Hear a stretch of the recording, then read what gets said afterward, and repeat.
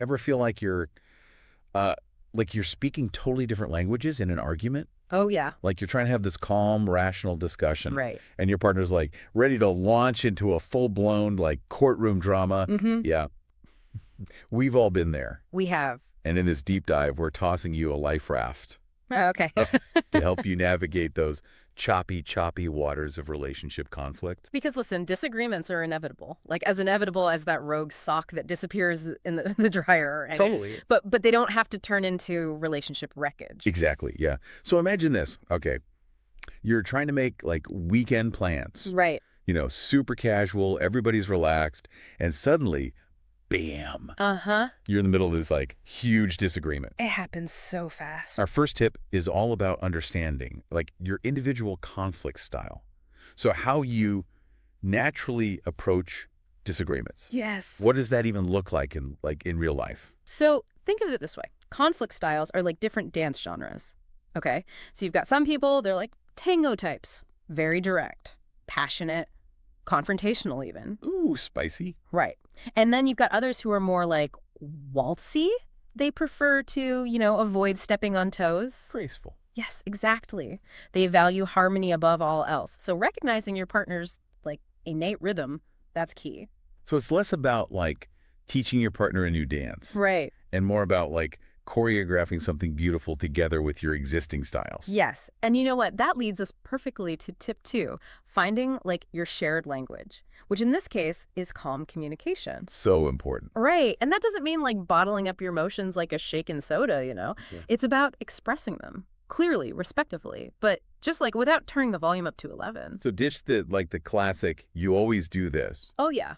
and instead go for something like, hey, I feel unheard when this happens. Yes. Much better. See, that shifts the focus from blame to understanding.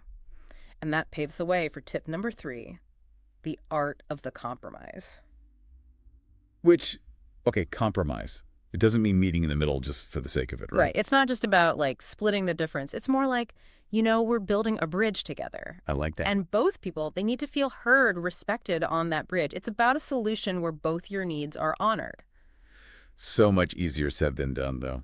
Oh, I know. When you're in the heat of the moment, Tunnel vision. that's where I imagine tip 4 comes in handy. Strategic timeouts. Yes. Think of it as like hitting the pause button on a pressure cooker. Okay. Right.